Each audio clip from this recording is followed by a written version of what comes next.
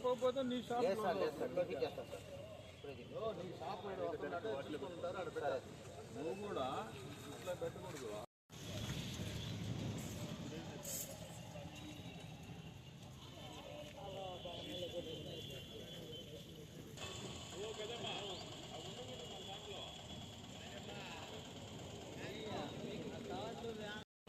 తక్కువ rate tank తెప్పించుకునే service motive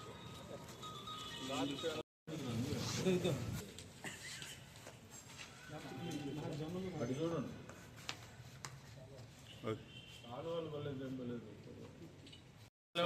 ఎంతో ప్రతిష్టాత్మకమైనటువంటి municipality ఇది. మన పాత జిల్లాలో నాయుడుపేట, సూళ్ళూరుపేట, బుచ్చిరెడ్డిపాలెం ఇవన్నీ కూడా త్వరితగతిన అభివృద్ధి చెందుతున్నటువంటి ప్రాంతాలు ఇవన్నీ కూడా. అటువంటప్పుడు ఆ స్థాయికి తగిలినటువంటి బస్టాండ్ ఇక్కడ అవసరం ఉంది.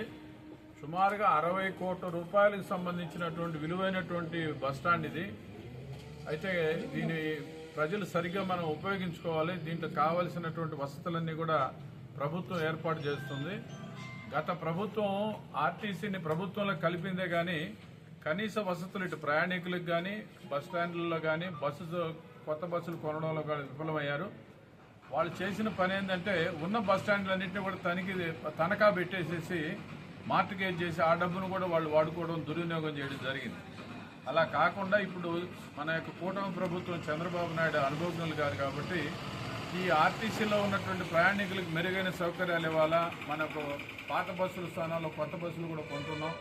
ఇప్పటికే మనకి సుమారుగా 2300 కొత్త బస్సులు కూడా రావడం జరిగింది. ఎందుకంటే 10 లక్షల పైన తిరిగిన బస్సులన్నింటినీ కూడా అవి స్క్రాప్ కింద తీసేస్తారు. రాబోయే రోజుల్లో ఎలక్ట్రికల్ బస్సులు కూడా రాబోతున్నాయి. దానికి ఇప్పటికే కేంద్ర ప్రభుత్వం అనుమతి లభించింది. అట్టనే పట్టణాలకు కూడా ఇటు మన నారాయణ గారు, చంద్రబాబు గారు, ముఖ్యమంత్రి గారు పట్టణాలకు కూడా 700 ఎలక్ట్రికల్ బస్సులు అతి త్వరలో కూడా రాబోతూ ఉన్నాయి.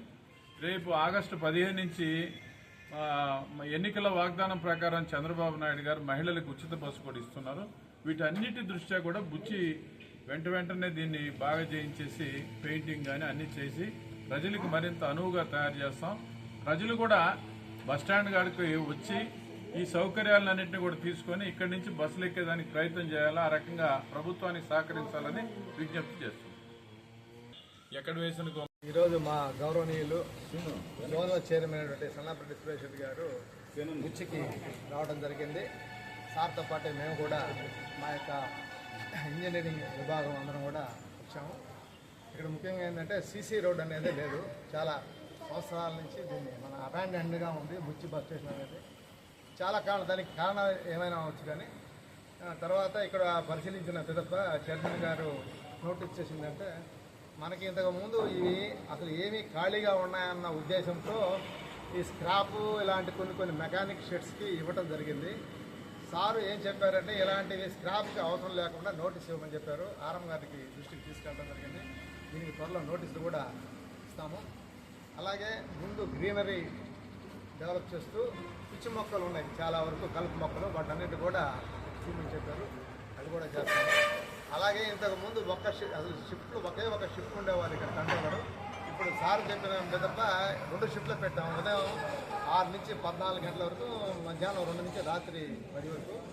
ఈరోజు రాత్రి కూడా ఒక షిఫ్ట్ అరేంజ్ చేయమని చెప్పడం జరిగింది. దాన్ని కూడా మేము పరిశీలించి చెప్తాం. ఎందుకంటే ఇక్కడ రాత్రిపూట అసాంఘిక కార్యకలాపాలు జరుగుతున్నాయని చెప్పడం జరిగింది. అలాగే కొంతమంది ఇప్పుడు ఈ ఆత్మకూరు బస్సుని వయా జొన్నవాడ మీద తిప్పితే బాగుంటుంది. అక్కడ కొట్టెంపాడు దగ్గర కొట్టేపాలెం దగ్గర ఉన్న మల్లపూడి అక్కడ స్టూడెంట్స్ వాళ్ళు ఉన్నారు కాబట్టి సో అది ఇప్పుడే అక్కడ ఉన్న ఇన్ఛార్జ్ డిఎం అక్కడ ఉన్న సిఐకి చెప్పడం జరిగింది. దాన్ని డెఫినెట్గా వయా జొన్నవాడ మీద ఏర్పాటు చేస్తాం. అలాగే నాగాయగుంట అనేది ఒకటి ఉండడం జరిగింది. ఆ నాగాయగుంటకి కూడా పరిశీలిస్తాము. బస్సులు రాగానే నాగాయగుంట కూడా, ఎందుకంటే ఇప్పుడు నాగాయగుంటకి ఆ వైపు నుంచి వస్తున్నాయని బుచ్చి వైపు నుంచి అడిగారు. బుచ్చి వైపు నుంచి నాగాయగుంట కూడా మేము పరిశీలిస్తాం. మా యొక్క చైర్మన్ గారి యొక్క కళని సాకారం చేసేందుకు మా వంతు పూర్తిగా ప్రయత్నం చేస్తాం. తర్వాత మా యొక్క ఫయాజ్ డిప్యూటీ ఇంజనీర్ మాట్లాడతారు, డిఈ సివిల్. నా పేరు ఫయాజ్ అహ్మద్, నేను deputy executive engineer, Nellore region. నమస్కారం సార్.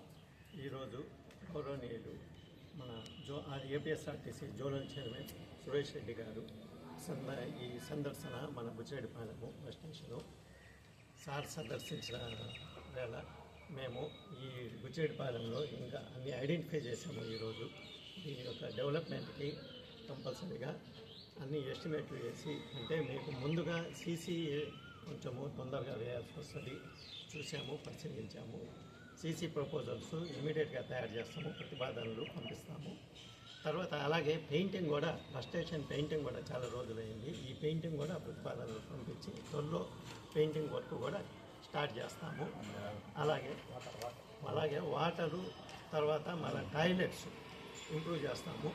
తర్వాత ఎగ్జిస్టింగ్ బోరు అంతగా సరిగా అది కూడిపోయినది, అందువల్ల ఒక కొత్త బోరు కూడా టాయిలెట్ బ్లాక్ పక్కనే ప్రపోజ్ చేసి, టాయిలెట్ బ్లాక్కి ప్రస్తుతానికి డైరెక్ట్గా కనెక్షన్ లేదు టాయిలెట్ బ్లాక్కి, అది కూడా మేము కల్పించి ఈ బుచ్చి బస్ స్టాండ్ని మేము డెవలప్ చేసి తొందరలో మీ అందరికీ బుచ్చి ప్రజలకి మా సార్ తరఫున మా సార్కి మాటిస్తున్నాము, మా జోనల్ చైర్మన్ గారికి.